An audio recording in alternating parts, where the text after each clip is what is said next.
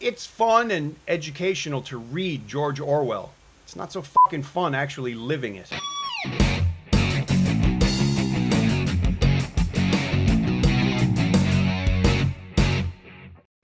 你估我真係好想掂呢啲政治啊！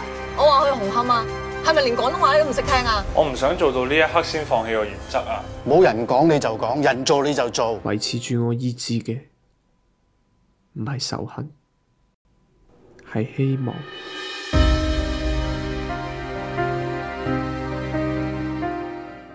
Hi, welcome to the Silver Spleen. My name is Chuck Churchill, and this is my review of 10 Years. I finally got to see 10 Years at a public screening outside the Sha Tin Library. I had to stand on concrete the whole time to watch it, but that's a good thing. It meant that there were an awful lot of people there, and they got all the seats. 10 Years is an independent film produced here in Hong Kong. It's comprised of 5 segments, each of which tell a different story. The thing that ties them all together is that they hypothesize what Hong Kong would be like 10 years from now. The first segment, called Extras, filmed in black and white, tells the story of 2 low-level triads who get caught up in a political plot to hasten the passage of the controversial Article 23. Article 23 is real, by the way. The end of the segment was met with enthusiastic applause. The second story, Season of the End, was the least engaging of the 5. Its artistic pretensions, slowness, and inherent self-absorption were excruciating, especially because I watched the entire film standing up on concrete. At the end of this segment, the silence was deafening. You could have heard a hand clap, but I didn't. The third segment, Dialect, is the story of a taxi driver, played by veteran TV actor Leung Kin-ping, struggling to survive in a linguistically regulated new world. The fourth segment, Self-Immolator, is a mockumentary about a person who sets themselves on fire as a protest. It got the most vocal and emotional response from the audience. The fifth segment, Local Egg, also focuses on language, but also, obviously, a whole lot more. Issues of education and history and culture, as well as the Cultural Revolution, all figure in the plot.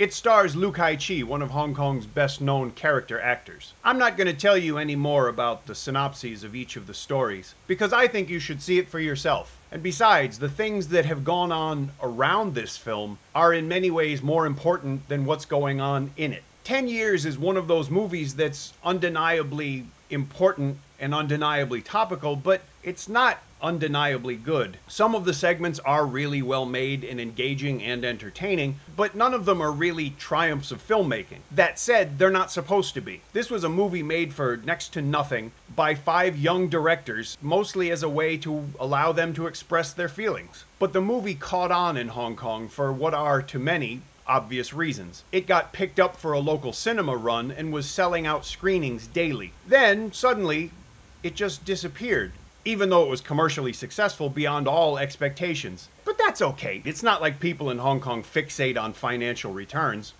Some people have said that the stories in 10 years are overly exaggerated and unrealistic, that they could never happen, not 10 years from now or even 20. Well, I've lived in Hong Kong for 10 years, and in 2005, I never would have believed some of the things that have happened here in real life. If you told me that the police would use 87 canisters of tear gas in one day on Hong Kongers, I wouldn't have believed it. If Dante Lam made a movie about Hong Kong protesters taking over 2 of the busiest roads in Hong Kong for 10 weeks, I might have gone easier on the viral factor. 10 years ago, it would have been impossible to believe that half a dozen Hong Kong cops pull a Rodney King on someone. In 2005, who among us would have believed that this woman would be convicted for assaulting a police officer with her breast? Or that this police officer would not be charged for striking passers-by with his baton?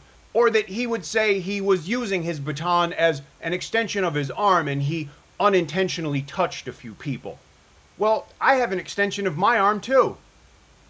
Who would believe that Hong Kong people would end up in a running street battle with police during Chinese New Year over street food? Who would believe that a police officer would discharge his weapon twice into the air in Mongkok, one of the most densely populated places on Earth? Or that his actions were not just quickly okayed by the police in a very thorough 2-day internal investigation, but that he and 250 other officers involved in the incident would be recommended for citations?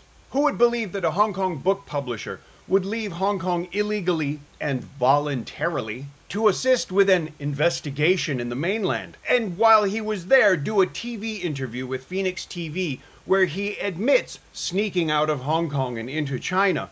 And while he's at it, renounces his British citizenship. Just, because. Any of those things, and a whole lot of others I could talk about, would be right at home in a shitty movie that I would criticize for awful writing. But this isn't a movie. It's Hong Kong. Satire is only funny when it's outlandish. And sadly, I can't say that anything in 10 years seems unlikely anymore.